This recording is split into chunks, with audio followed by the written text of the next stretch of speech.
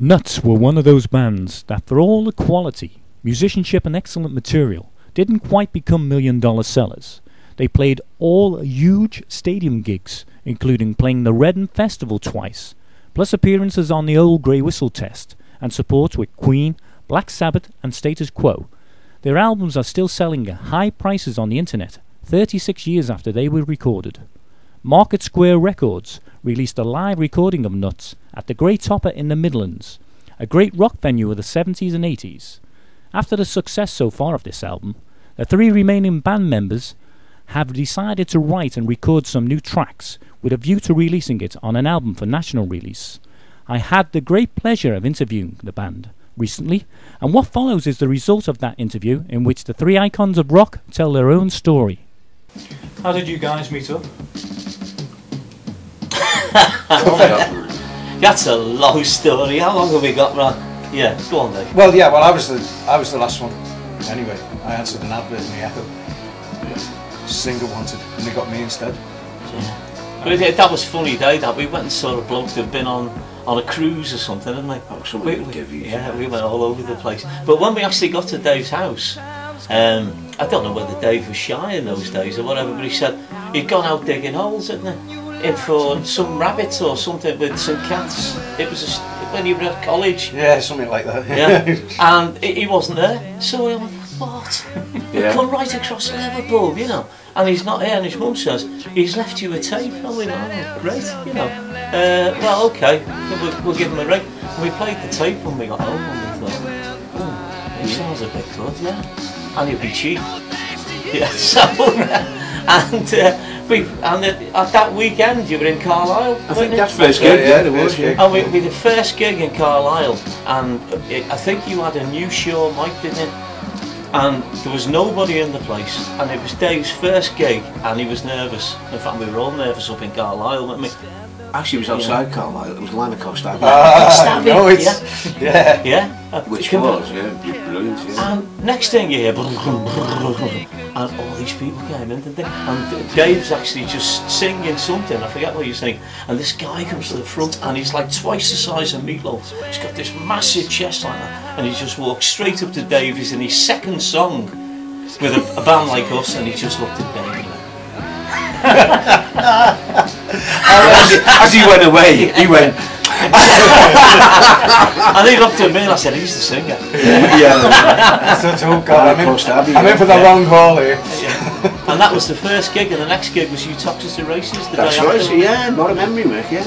So was John Miles already with you? Yeah, yeah. So how did he come? John didn't come to Germany. Excuse me, John actually. Denmark, no? Oh, at the time we had Ronnie Hodge working with us. We'd sort of semi-changed naming, Germany Cricket-ish, whatever, you know, at the time. And then we wanted, you know, become basically what we wanted to be as a rock band, which we were. Ronnie was getting off. Wiki was all getting off at the time. That was the singer. But John left. Drummer got off first, and then we did audition for John. Trying a few different guys, you know, different mates and whatever, right? Yeah. John was just fantastic. We went round to John's house, who lived on West Derby Road. We went into the cellar. He had this minute kit. I've never seen anything like it. It was like a little kiddie's one. Dear, who's this? Compared with some of the drummers we've seen. Oh yeah, they all had like kits like big in houses. And John went in and just laid into this kit. We went, he'll do. Yeah. And Black Emulsion was painted, wasn't it? Black Emulsion, and one of the drums was actually pink on the inside. And we just went, oh God. You know, when we walked down, it was down the stairs into his cellar, wasn't it? That's right, yeah. And next thing he said, I don't know what you want me to do, but I'll just do it. I thought, just laid into it like he's left-handed or something. How's he set this up? I was looking at it, I thought, what is going on here? He's got the snare drum over there, but he's playing like right-handed or something. Yeah, that's right, yeah. And he just started playing again. And he said, well, I don't know. He said, I'm on £20 a week at the moment. Yeah. Playing the cabin. The cabin club, that's right. Yeah. And I said, well, since we started to do like stuff we want to do, our gigs have dropped down a bit, haven't they? So, you know, we didn't get all like the social club and all that sort of stuff, so we didn't get a lot of that. And of course you need that to make money, don't you, when you're fully pro. And then Milo came in with us, and we just started, and we went out to Wiki went. Yeah. And then Dave joined, and it wasn't so long after that we went to Germany. That's why we was actually it? did the Hamburg And trip. Yeah. Thank God we went to Germany. Yeah. It was so much hard work, but it was a great time. Brilliant, because we gelled, we really gelled. Playing so long, the sets. Yeah. I was even doing like instrumentals and all sorts, wasn't I? You know, it's like, and we just went on and on and on, and you got the daytime when you're doing nothing, and then all these little songs start appearing, you know. Then we came spots we were doing. Yeah. But it was Hamburg. It was the top 10 club in Hamburg. I mean, they're the similarities. The Beatles completely ends. You know, we did the Cavern and the top 10 club, but it was an amazing experience because we actually had monitors.